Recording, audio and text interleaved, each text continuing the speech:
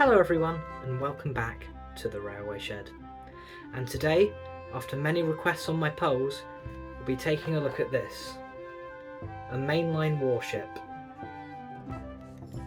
As you may already know, I purchased this engine at the London Festival of Railway Modelling in March this year, and since then, it's had some trouble.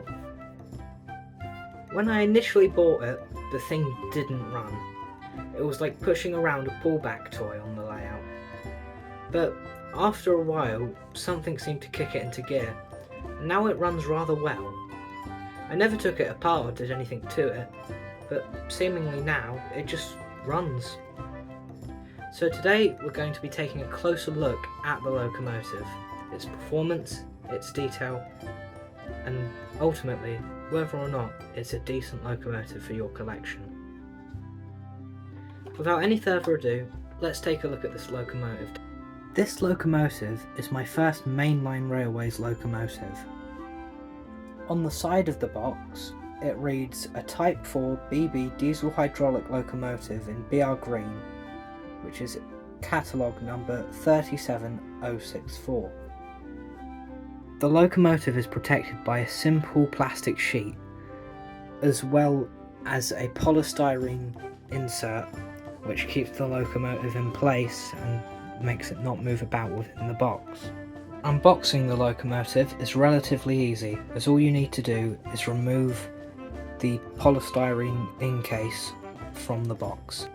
As we can see here, the locomotive is kept rather tight within the polystyrene case, stopping pieces from breaking off or the locomotive from moving around, causing potential damage.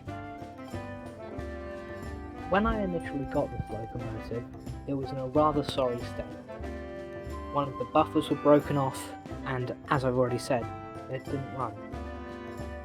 Since then, I've glued back on the missing buffer, which was luckily in the box, as well as got it running to a decent level. Let's take a look at some of the details. The model contains separately fitted details on its front, which are handrails. It also has stickers indicating the overhead lines that would have been around when this locomotive was running.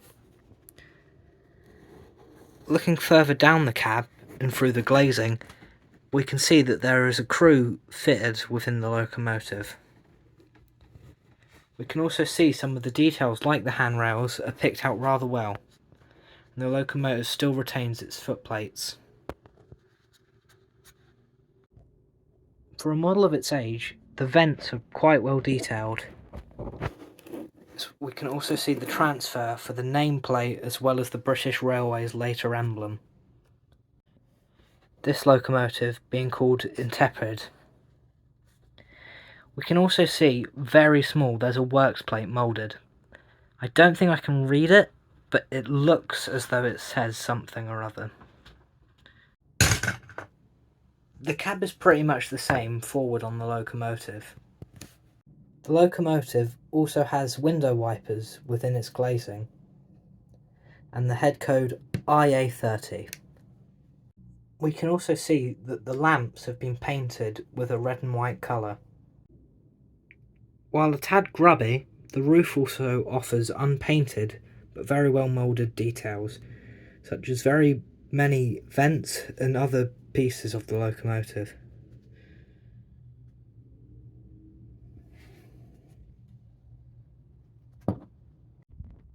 Now let's take a look at the locomotive's performance.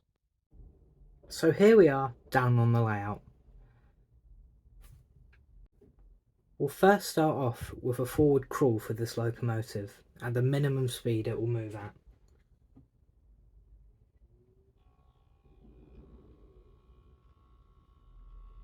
That's its minimum speed, which I think is absolutely amazing for a locomotive that barely ran a few months ago. Of course, at the slower speeds, it's prone to stall, so let's give it a tad more power and maybe a bit of a nudge.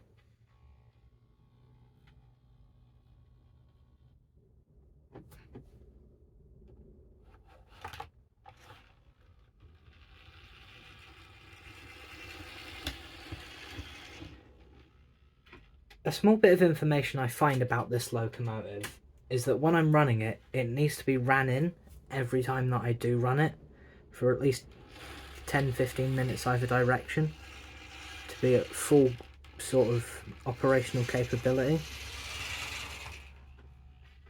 Another feature of this locomotive I forgot to mention is that the headboards are illuminated as well as the cab, which I think is a very cool detail.